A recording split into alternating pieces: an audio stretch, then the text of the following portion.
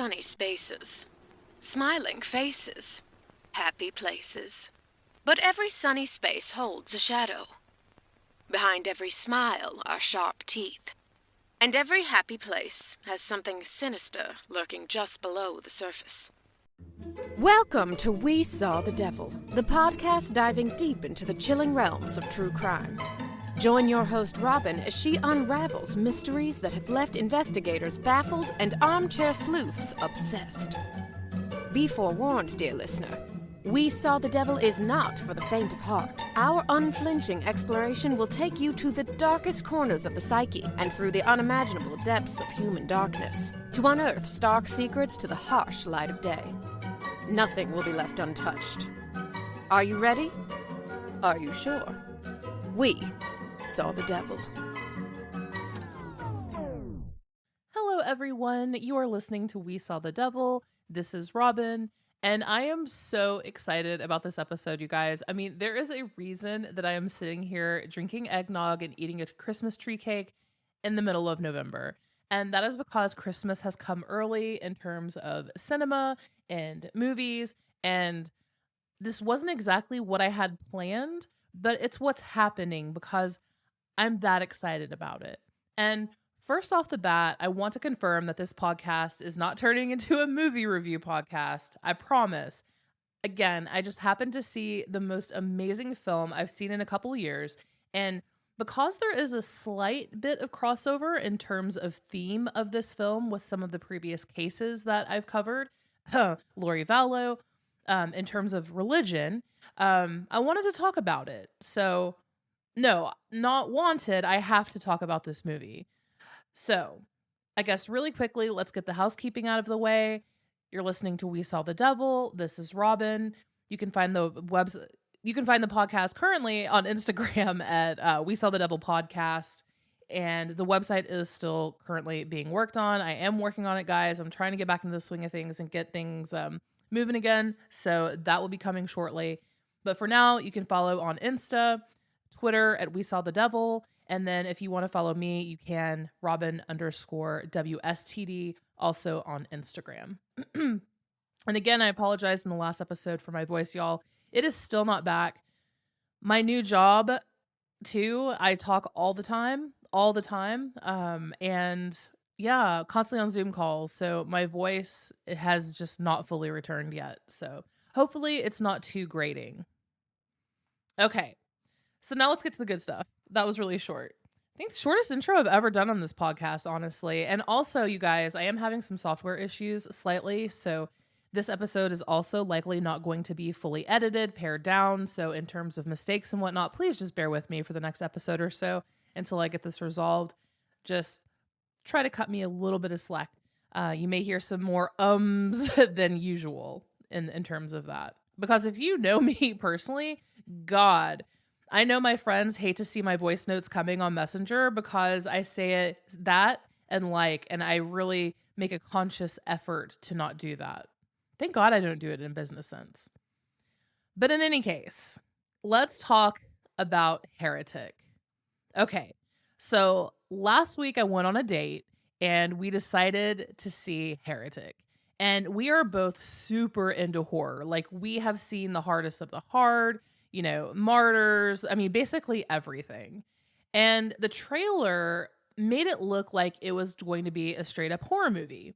Hugh Grant versus two young female Mormon missionaries. One of them being played by Sophie Thatcher, who many of you may know from the show Yellow Jackets.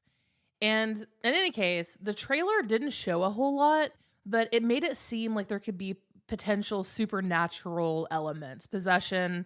I am a hoe for a good possession film, whatever. So we went into this thinking it would at least be, kind of a fun date movie, horror movie, whatever, you know the drill.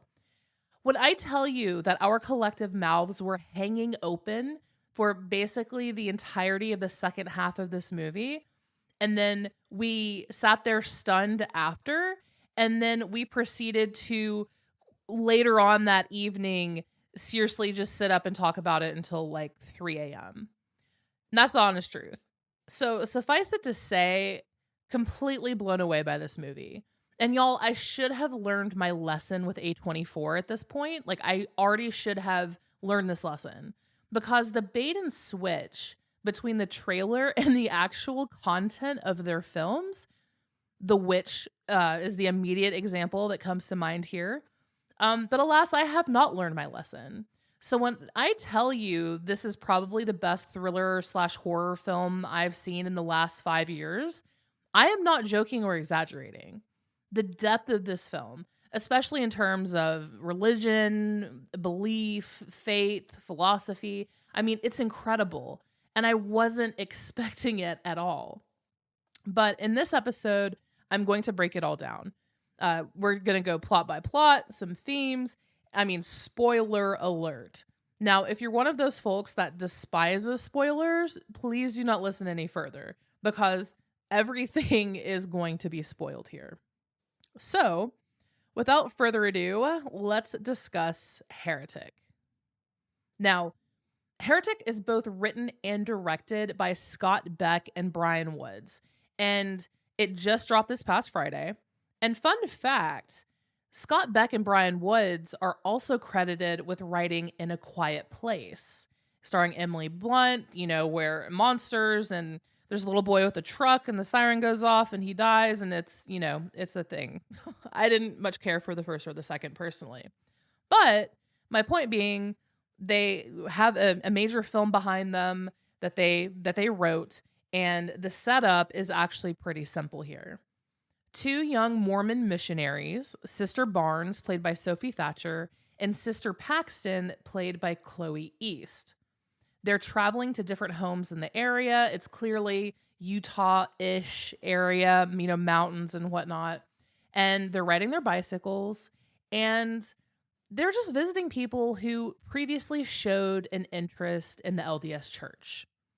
They're just making small talk. They're talking about sex, religion. Sister Barnes talks about how she's already converted and saved 7 people. She appears experienced. This is Sophie Thatcher's character. She seems experienced with the church, as maybe a few more street smarts. Sister Paxton, the other girl, seems far more naive and innocent. She talks about how she once saw a porno film and felt sadness for the people who were there having sex because they weren't saved. And they're just riding through this town, making their stops, talking to people.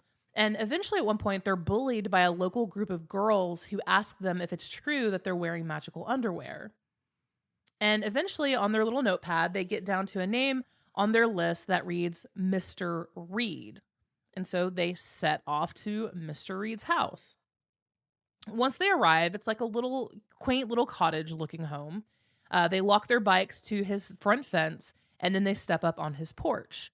And a storm is coming. It's raining, and it's supposed to be apparently snowing. So when they go up the steps and they knock on the front door, Mr. Reed answers. And Mr. Reed is a heavily aged Hugh Grant. He answers the door, and his warmth and charisma immediately cut through any hesitation these 2 girls have in terms of, if he's a safe person. And they ask him, hey, is your wife home? And he's like, oh yeah, she's here. Why? And they explained that a member of the same sex, like a spouse, sister, someone, must be in the residence. And that's basically what the LDS church teaches them because of safety, and primarily safety.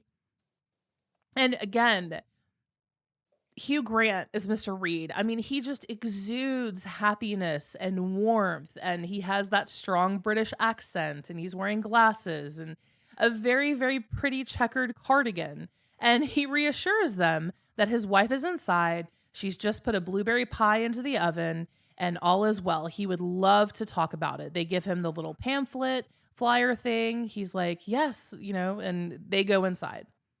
Now, the first words out of Mr. Reed's mouth are something to the effect of, quote, I hope you don't mind that there's metal in the walls and ceilings. And that sentence is lost on our missionaries, and they don't seem to notice it. But had I been there, I'm pretty sure at that moment I'd have been like, hell nah, something is off here. But alas, The way that the living room is set up, it's, quaint, it's clean, it's almost mid-century, very dark room with very warm lighting and lamps. I mean, it's very cozy. I would love to sit there and have blueberry pie and a cup of tea and talk about religion as well. I'd feel comfortable. And there is a almost Yankee candle looking, maybe like 4-wick or 3-wick candle burning in the middle of the coffee table. So the three sit down, and Sister Paxton begins to go through her church spiel. Again, this is the more naive one, Chloe East's character. And it's clear that she had rehearsed this spiel an ungodly amount. She's just going through, riffing it. And Mr. Reed tries to interject multiple times, but he's just like, okay, I'll let her finish. I'm going to let you finish. So he listens intently, and he begins to respond. And he's clearly well educated in the topic of religion. I mean, all branches of religion, as well as the LDS Church. And they start out having a decent conversation. Sister Paxton talks about how she loves butterflies. And this is a very important moment here. But she talks about how she really loves butterflies and that one day she wants to return as one when she dies. And she wants to land on the hands of those that she loves so that they'll know it's her, checking in on them, watching over them. Again, remember that for later. And they're having a decent conversation. And then suddenly the lights inside the house shut off. Fear not, Mr. Reed says. The lights are on a timer. He gets up and turns them back on. Now, the girls keep checking, hey, where is your wife? Your wife is here. And he's like, oh, she's in the kitchen working on the pie. Doesn't it smell good? Man, you can smell the blueberries out here. And occasionally he'll go, check on the wife, and she's either cooking or she's shy. He comes back and gives a reason as to her absence. So when he comes back and he sits down, he apologizes for what he's about to say.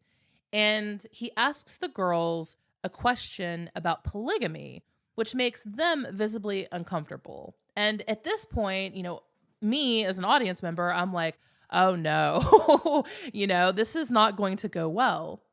And throughout their entire conversation, again, the girls still are asking where his wife is. Pie has not appeared yet. And so he once again basically goes to the back room to check and comes out, and the conversation has kind of turned. He's becoming a little bit more hostile and just direct with his word. Not hostile, but maybe belittling a little bit, right? He makes a couple offhanded remarks about, like critical thinking type stuff, or how can you believe that? Or as a woman, blah, blah, blah. And it's clear that Mr. Reed is not going to be a candidate for conversion. And they ask him to go check for his wife again. He gets up to go, and then they check the front door. They're really uncomfortable at this point because the vibe is off. And they find and discover that the front door is locked from the inside. They can't get out. I'm sorry, the front door is locked from the outside. They quite literally cannot get out of this house, at least the front door. So they get a little nervous. They get a little bit scared. Elevated awareness, you can say. Stranger danger. So they check their phones and they have no cell signal. And Mr. Reed comes back and he's like, yeah, my wife is ready. Come through this way. And he starts to go down a dark hallway. And Sophie Thatcher's character, Sister Barnes, goes around the corner and she's like, hell no. And so she backs up and they're still in the living room and they say, to buy some time, hey, gotta, call, we got a message. We need to call in to the parish. They're going to be expecting us at our church. And it's, he disappears. They fake this phone call and they play it cool when he comes back. Now that is until Sister Barnes, again, Sophie Thatcher's character, looks at the candle burning on the coffee table and it's blueberry scented. Things are starting to add up. Now, side note on this, the person that I was on the date with actually called that in the beginning. And as soon as she saw the candle, she leaned over and whispered, I bet that's blueberry scented. And then the people behind us got incredibly angry and blasted the loudest shh I've ever heard in my entire life. And I wanted the earth to open up and swallow me whole, because in a packed theater, that was embarrassing. But I digress. In any case, Sister Barnes is starting to put two and two together really quickly here. The door is locked from the outside. The lights are randomly shutting off. We have repeatedly said that we want to leave. He's not really listening to us. There is a wife that refuses to be seen, supposedly. We are in danger now, like The Simpsons. Chuckles, I'm in danger. So they get off the phone. Mr. Reed comes back and, disappears down the hallway again. And they're like, well, there's no way out but through. The only door here in the living room is the front door. It's locked from the outside. We're going to have to go through the house. So as they walk down the hallway, they come to a study, which is kind of built like the nave of a church. I'm talking about complete with pews. It looks like if you just extracted the inside of like a very rural Southern Baptist church with pews and the podium and whatnot, and just put it in the middle of a library. That's what it looks like. And they walk, through this, and he's carrying books and stuff. Mr. Reed is there, and he's being friendly. He's being talkative. It's not what you would expect in a horror movie, for sure.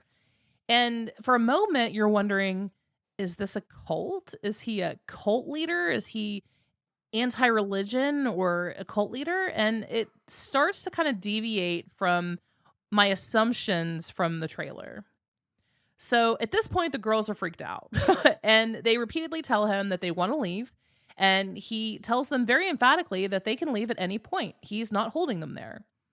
And then Hugh Grant launches into the most amazing monologue on religion that I have ever heard. I mean, Hugh Grant completely takes the reins. He goes completely unhinged, and he speaks for like 15 to 20 minutes on the topic of religion.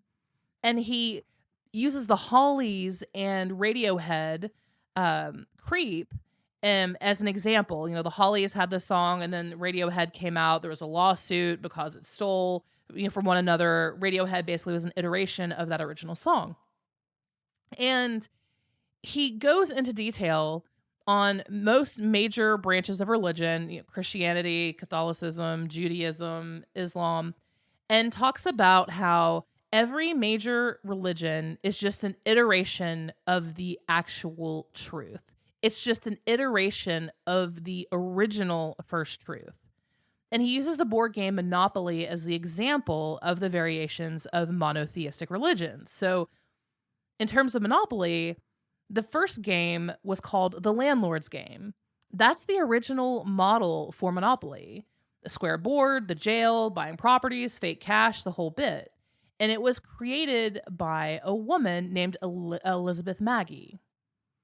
In 1903, mind you, in 1903, a feminist woman was basically talking about, progressive principles like women being able to fucking buy property and created a board game. 32 years later, in 1935, some deadbeat, unemployed dude named Charles Darrow found a copy of the Landlord's Game, thought, I'm gonna redo this. And so he recreated it, created his own version, and then sold a couple hundred handmade copies of it.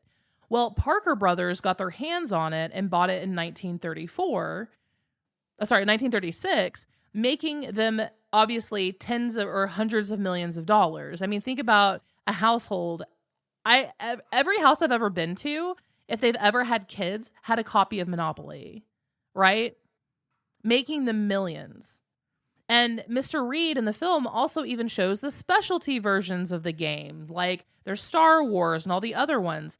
And he even shows a copy of the Bob Ross Monopoly game, which he compares the LDS faith to. And I mean, again, the original game Monopoly was called The Landlord's Game. It was created by a feminist named Elizabeth Maggie, and was then stolen by a dude who made his own iteration of it, which was then bought by a corporation, changed, and repurposed. Money and control both trump ethics.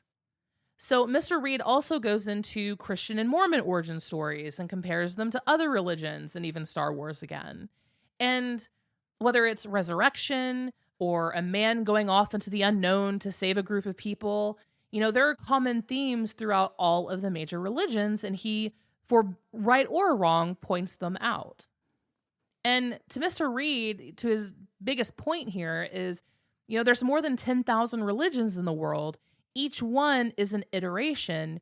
Each one strays further from the absolute truth.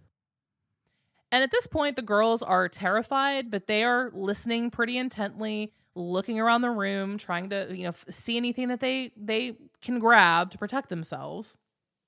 They find a letter opener in a basket on the ground, and Sister Barnes is able and spry enough to kind of pocket it, if you get my drift. And they are clearly in survival mode. And at this point, it's pretty unclear to everyone what it is that Mr. Reed wants. He asks them, and, if they truly believe that his wife is home. And they're like, yeah. And he asks them again, really? Despite all of the evidence to the contrary, the candle, her lack of appearance, no pie, my excuses, you still believe that she's not here despite the actual factual evidence, but because I am telling you that she's here. And at that moment, it was kind of an oh shit moment. Like, wow, it's a slap in the face, against them as missionaries, obviously, against religion as a whole.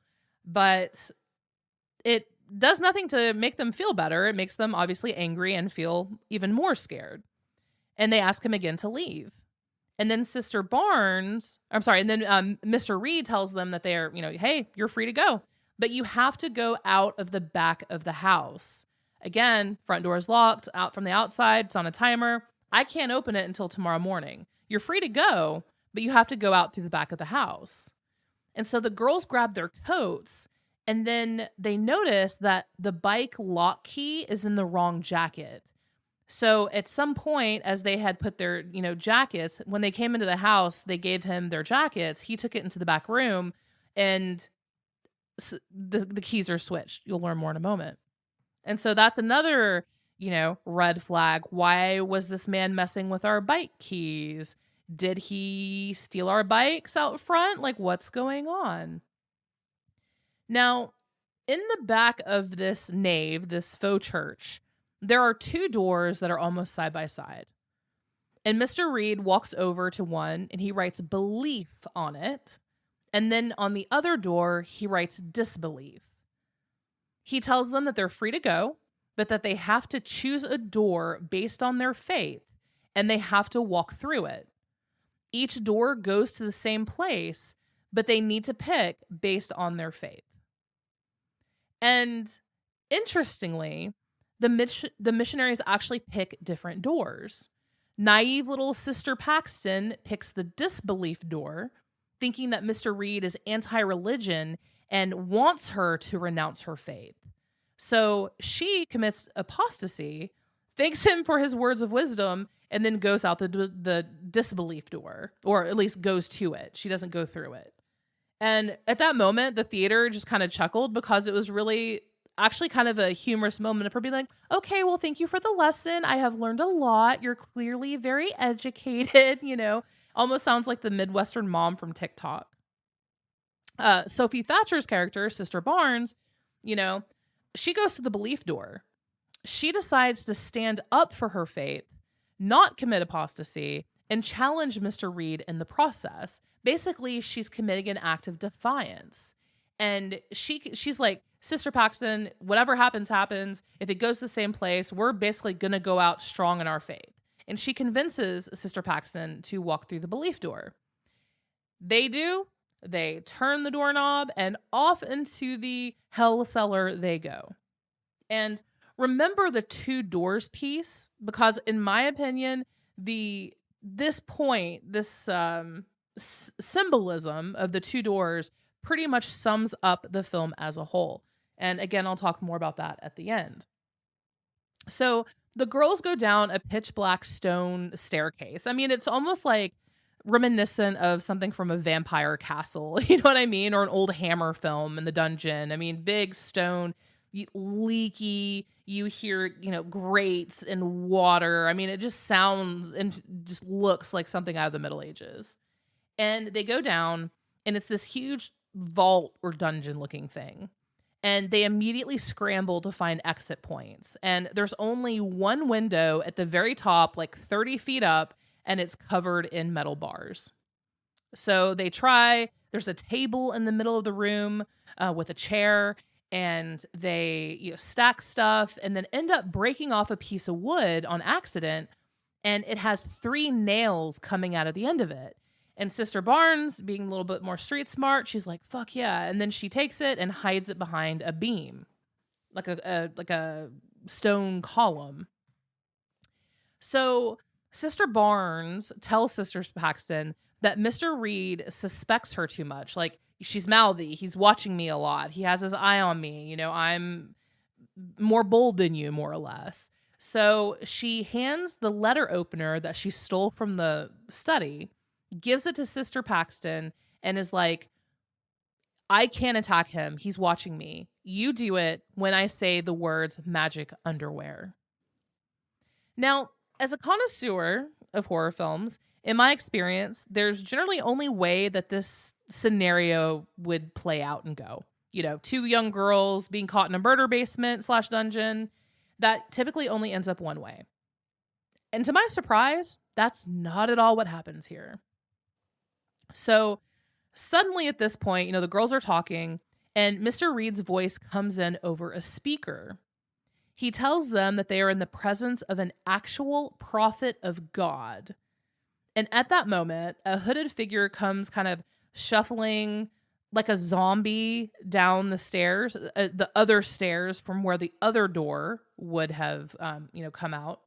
And she's not looking so well. I mean, she's like, and kind of dragging one leg, and she's wearing a medieval peasant robe. Not looking great. And so Mr. Reed tells them that they are about to witness a miracle, and he needs them to be the witnesses, to bear witness, and to document what they are about to see. Now, the prophet she's on her knees. At this point, we don't know, but she is a seemingly frail, older woman, again, in really rough shape. She stands, she walks over to a table in the middle of the room, the table, and she sits down.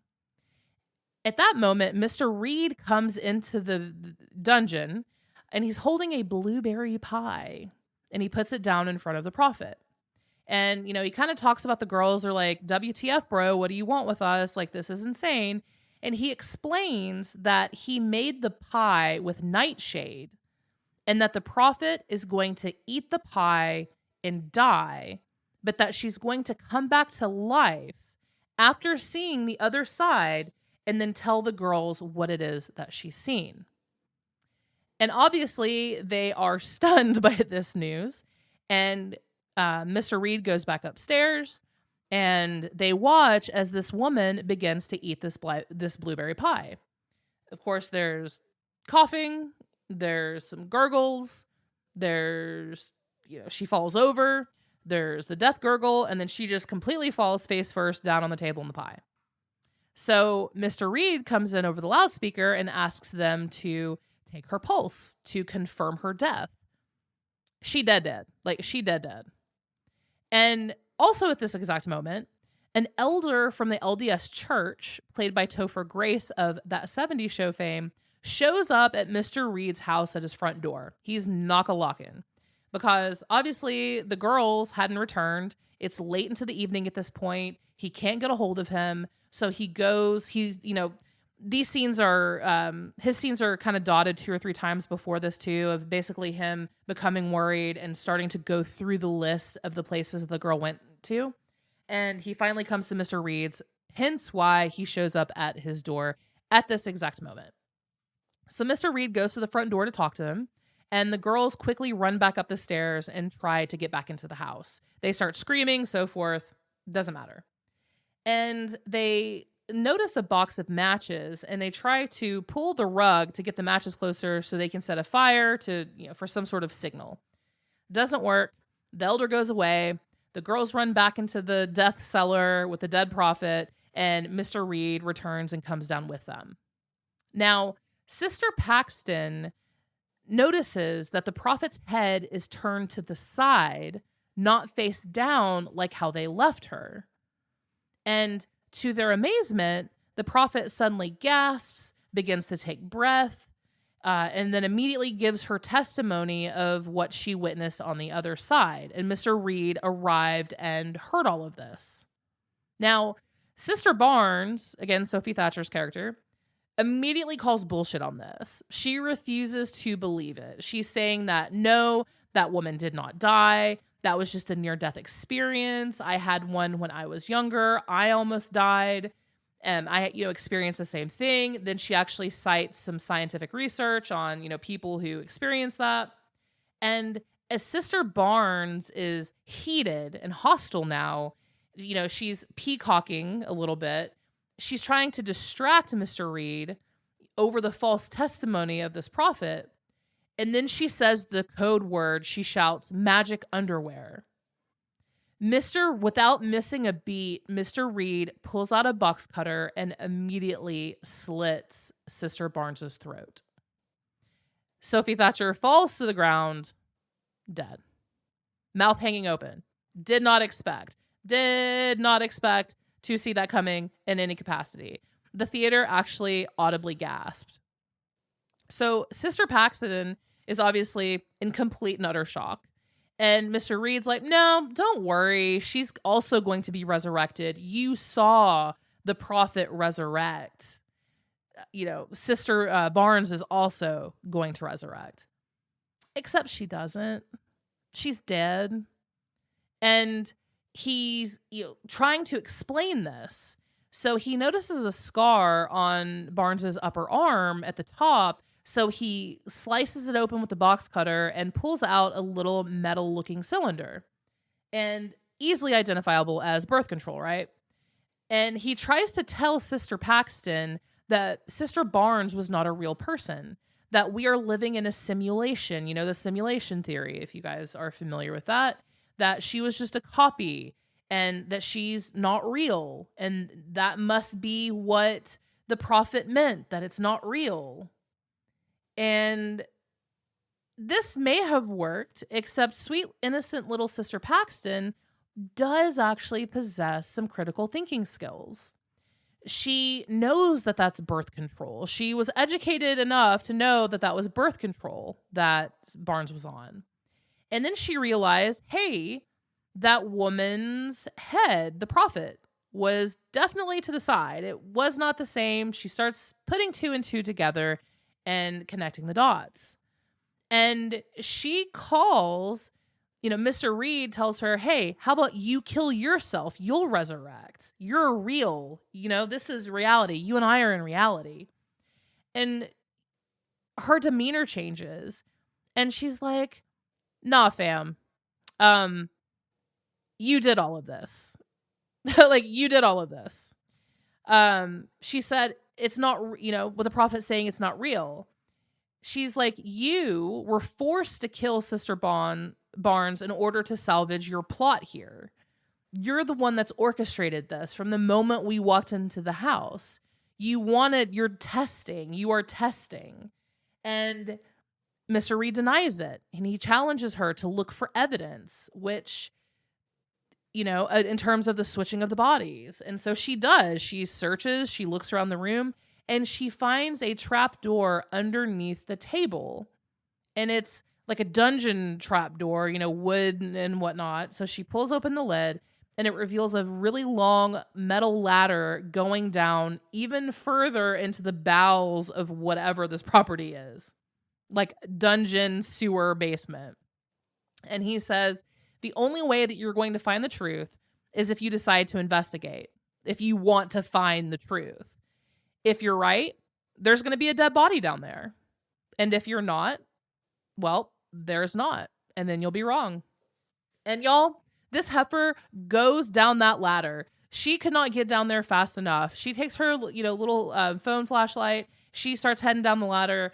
And yes, there is a dead body lying on the ground. It's the original prophet. So it proves her right. She figured it out. The first woman who was in there ate the pie, committed suicide, essentially, died, and then another woman popped up out of the ground, threw the corpse down into the bottom layer, and assumed her position so she could, resurrect, give her testimony, except when she got off script and said, "It's not real," was that a cry for help? Was that her trying to tell her that something was wrong? Like, what is it? We don't know, but it happened. And so therefore now Sister Paxton is standing beside a dead body on this bottom layer in a dungeon. And she continues down. Again, the only way out is through, right? So she continues walking through the tunnel.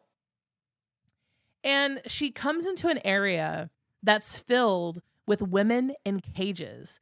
It's almost like in a greenhouse. It's very, very bright. There's a lot of lighting. Cages are stacked on top of each other, 10 deep, 3 wide. And it's just a bunch of women. And they're in horrible condition. Long hair, insanely long fingernails and toenails, some cuts, probably some infections. And Mr. Reed sits down. He takes a pair of clippers, like a almost garden shears, and he's cutting this one woman's nails as he's telling Sister Paxton in a monologue what the point of all of this is. And he cuts off this woman's finger and she wails. And he explains to her that the women are all there by choice, that they decided to believe, and they are all there voluntarily. He tells Sister Paxton that he's tried, quote, every sect, cult, and doctrine out there looking for an answer. He's researched and read ancient history all about modern religions, and he eventually has come to one conclusion, and that is control is the one true religion. He had been keeping women and putting them through heinous experiments to, quote unquote, test their faith. And obviously he's a sadistic killer, right? But that's what he's been doing is, I guess, justifying, and we're not sure, but justifying his actions, saying that he is practicing the one true religion, which is control. So in essence, he's saying that circumstances can always be manufactured to basically form or shape any person's perspective and view, beliefs. The blueberry candle, an absent wife, switching bodies with a prophet. It was all part of his original plan. And he wanted to show both of the missionaries that their devotion to Mormonism, or just their faith in general, Mormonism isn't, the only thing being attacked here. It's basically all organized religion. He's trying to say that it's nothing more than a devotion to those that have power and control over them. Hence why the earlier conversation, he got kind of worked up about polygamy in terms of it was, original Smith, the wives, and then the Mormon faith renounced it in order to stay up to date with other religions where it is frowned upon, right? Not to mention where it's illegal. And so that was his entire point of this all along. So disgusted and overwhelmed, Sister Paxton, big piss now, she pulls that letter opener out of her jacket that she had stowed away, and she stabs Mr. Reed in the neck. And then she hightails it back, through the tunnels all the way to the death dungeon where Sister Barnes's dead body is. Well, Mr. Reed makes it. They're kind of in a final fight, and he stabs her through the stomach with the box cutter. So now they're both on the ground. All 3 of them are down on the ground, out for the count.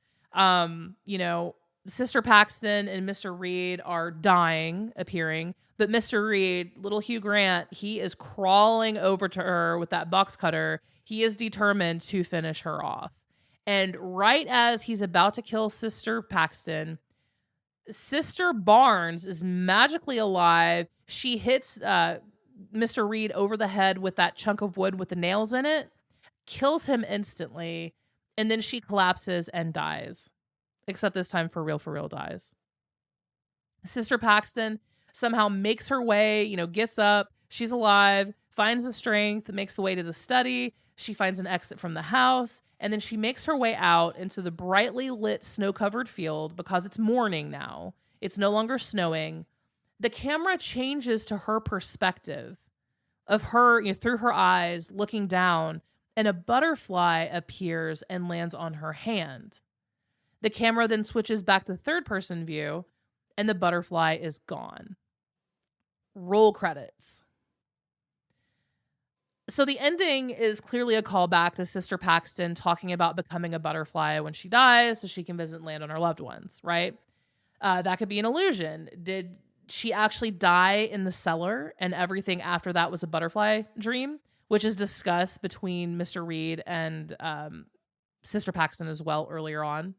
Eastern philosophy, Eastern story, I believe Chinese. Did she die in the field in that moment and that's why she saw it?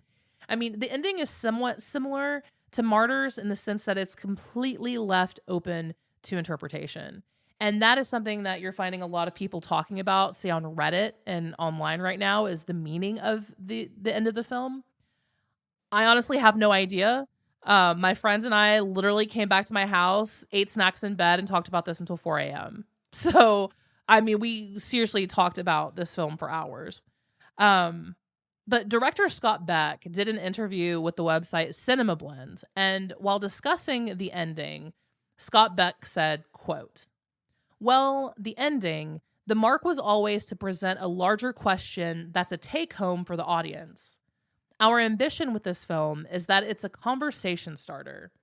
Everybody has their own relationship to belief or disbelief, atheism, to being staunchly religious.